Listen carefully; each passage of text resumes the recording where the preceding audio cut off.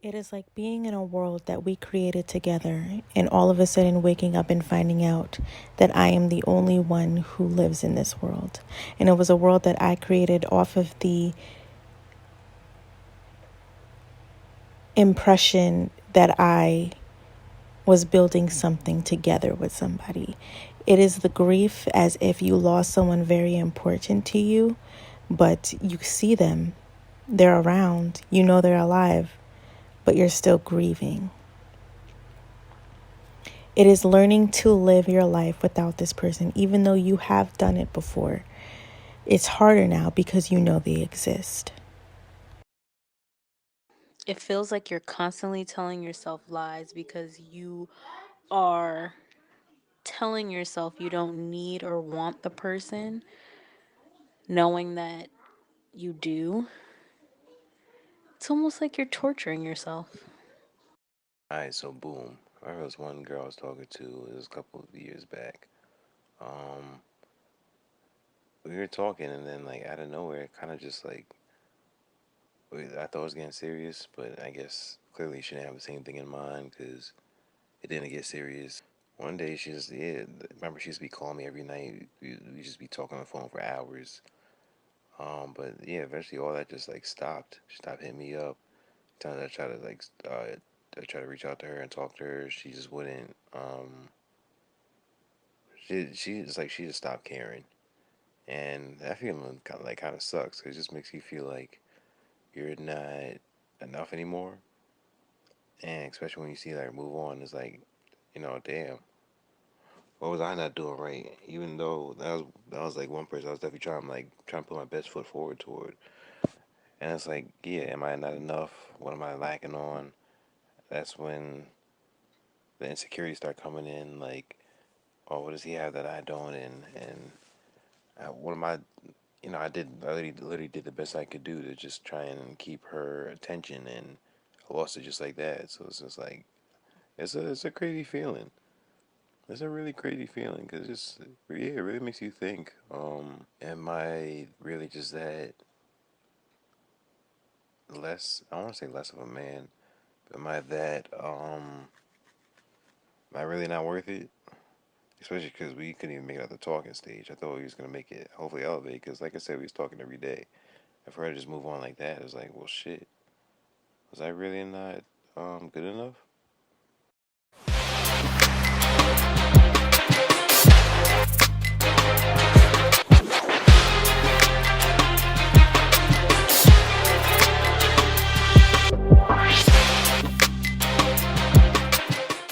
Hello everybody, welcome or welcome back to my channel. It's your girl Whitney, and today I'm coming to you guys talking about post breakup depression. Now the reason why I wanted to talk about this topic is because it happens to a lot of us.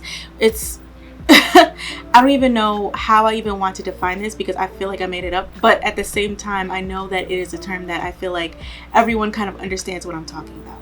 After a breakup, there is a depression. Now, how are we going to define that depression and how are we going to heal from that depression? Now, specifically speaking, I believe that this sort of feeling that we have is a loss and it is considered a grief.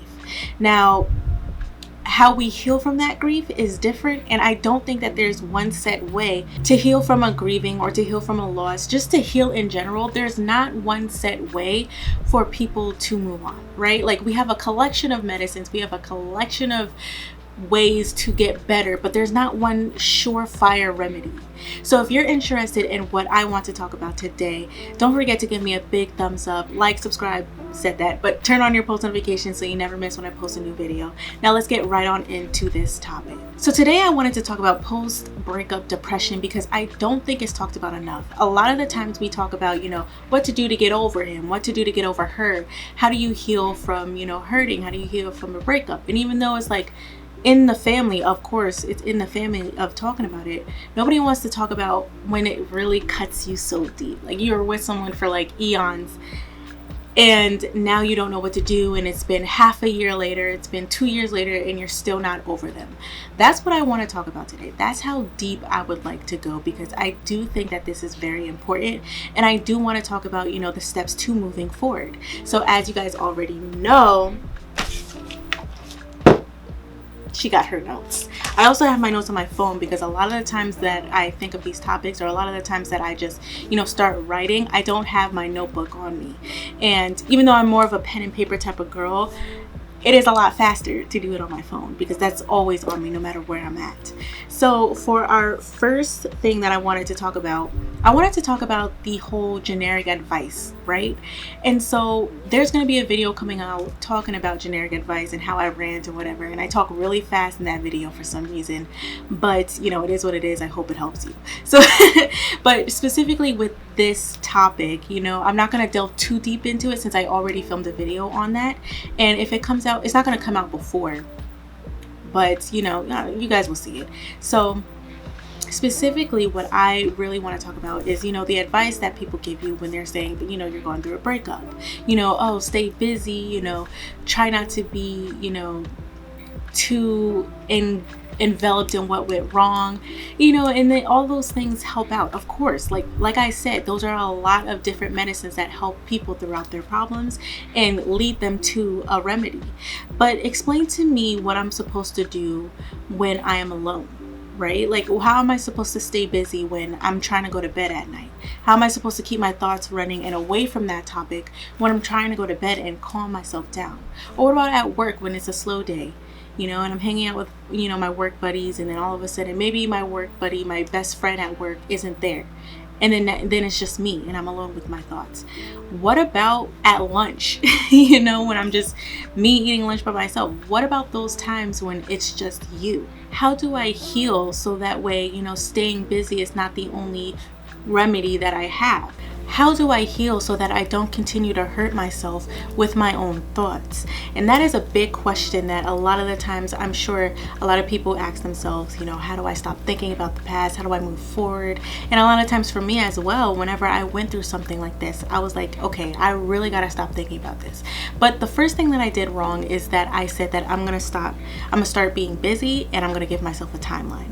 Those are two things I don't suggest. Now, I want to be more specific. I do suggest keeping busy because it's going to train you to stop thinking about that person. But at the same time, you have to do your own personal healing. You have to learn how to love yourself without their existence. You have to learn how to function again without their existence, right?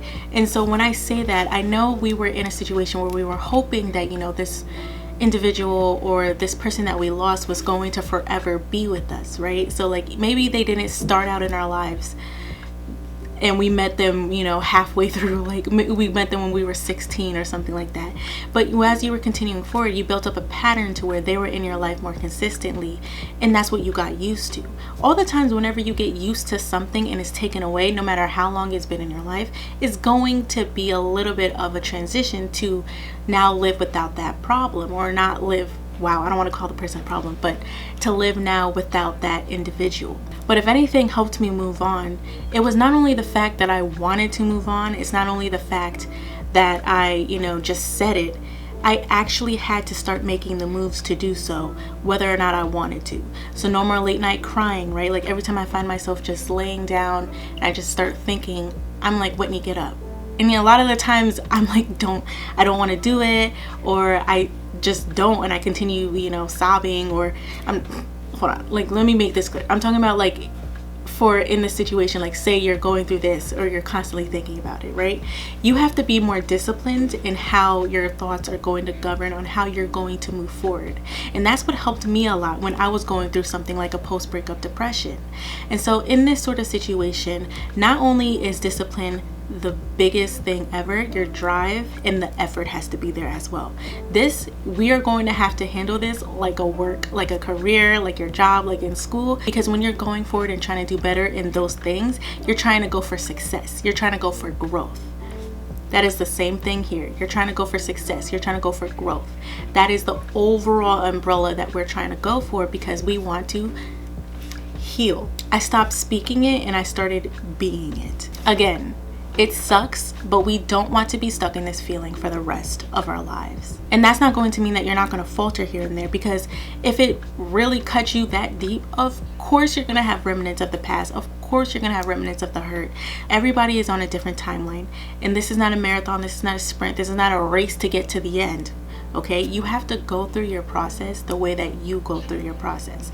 And a lot of the times for me, I didn't discover that process unless I went to therapy or just trial and error, honestly. I learned to love who I am or what I'm doing or my situation in general without their existence. Even though I loved, the person before, like say whatever relationship I was in, even though I loved that relationship or I had a lot of fun, I can also have a lot of fun with just being with me. When I say love yourself again, I'm not saying that you automatically hate yourself. I'm saying enjoy the time that you have with you. I also constantly repeated to myself this one thing that I think has helped throughout all the breakups that I've been through, right? Whether or not things would have been good regardless, at the end of the day, I am okay. So whether or not I was in that relationship, right, and things would have been good, right? Say things would have been good or like a mutual breakup or even I broke up with them. Either way, I would have been okay. Either way, they're not the end all be all, right? Like I'm not going to suffer without them. At the end of the day, you are going to be okay. I know that I'm saying a lot of these things like kind of like a tips in a way, but the reason why I'm speaking on this post breakup depression is because I feel like people tell you a lot of hows, a lot of like the basic foundation advice on what to do, but not the like getting underneath the layer of the how. I don't know if I said that correctly, or I don't know if I said that in a way to kind of articulate what I'm trying to say, but I think there is not one step to healing, but there are a lot of different ways that someone can get to healing. It's just a matter of, like I said, trial and error, right? So another thing that may be kind of like below the surface level that would help you out throughout your process is stop making the other person out as a villain. So this is irregardless of what they've done, okay? And I want to say that honestly, even if they cheated on you, even if, oh God, I don't want to give off labels of what they may or may not have done, because the point that I'm trying to get at is that if you're constantly painting someone as the villain, you're not healing over that problem. You're not forgiving them, right? Because nobody wants to forgive a villain. Nobody wants to talk about a villain. Nobody wants to feel good about a villain or feel good about a situation where that person has done you wrong, right? There's a lot of times where I'm like thinking about all of the things that could have been done better, but what does that do for me in that situation? What does dogging them, hating them, talking bad about them, what does doing all of that say about me, or even what does that do for how I'm feeling in the moment? If anything, it just makes me angry. And we're not trying to still be angry about what had happened. We're trying to stay content. We're trying to be like, okay, that's something that happened to me and I want to move forward. What did I learn from that situation? So something that you may have learned from, a breakup or that being with that person is how you are in relationships. For example, I have learned that the type of love that I give to people, I want that in return. And I didn't realize that I wasn't getting that in return. That's something that I learned because I also learned that I am incredibly available to people. And I'm still kind of figuring out, whether or not that's a good thing. But it's a whole process. Think of it like this. You have two people in a situation and one of them, or maybe even both of them, have a problem that they have yet to overcome. And it's sad that you got caught in the crossfire, but you hope that one day they solve whatever issues they're going through, or they learn to stop hurting people in their process. You hope that they gain a better insight on what they're doing so that way they too can become a better person. And that's honestly, I'm not sitting here being like it's easy, because it's not, especially when they hurt you. Like imagine, I can't even imagine what someone, I don't know, I'm just saying, like, there's a lot of things that people can do that don't even, like, a lot of people don't even want to forgive them, could argue that they don't even deserve your forgiveness. But at the end of the day, forgiveness isn't necessarily for the other person. The forgiveness is for yourself. And for my final point, life is about making choices, making decisions, making mistakes, learning about yourself, and most importantly, let me be specific. Life is about making hard decisions that is better for you. Life in general is selfish. And so for you, I want to make this make sense. sides, okay? There's an evil selfish and there's a good selfish. We want to be on this side. So let me say that again so that way it can sound a little bit more professional, because I like to come on here and I like to say, you know, I'm a certified 24-year-old. All I have is life experience. I'm not a certified life coach. I'm not sitting here being like, oh, I'm better than you because I got my heart broken. Like, I'm not what? That's not what I'm here for. What I'm here for is to help you guys in whatever issues that you're going through, and to also share my story so that way you too can avoid the pain that I felt, whatever I felt, you know, when back then. But also, like, I like telling these stories so that way we can be more aware of the toxicity that runs throughout our lives. So again, I want to make this make sense. Life is about taking chances, making mistakes, learning about yourself, and making hard decisions. At the end of the day, we're wanting a successful, a beautiful life, right? And success is whatever you want to define it. So thank you guys for joining me today. Again, my name is Whitney. If you have any problems that you're going through and you would like my advice on, don't forget to send it to my email, which will pop up on the screen, writersoneworld@gmail.com. Also, guys, I have a podcast here. It is in my playlist, but it's open on all platforms. So Apple Podcast, Spotify, all of that. So like whatever, if you don't want to watch YouTube in your car and you want to listen to podcasts, you can find me over there as well. So thank you guys for joining me today, and I am really happy that you chose to watch my video. So leave it down in the comments below whatever advice you want to, you know, hear from me, whatever topics, etc., etc. I'm here for it. I love talking to you guys and I love engaging with you. So with that being said, I hope you guys have a great day.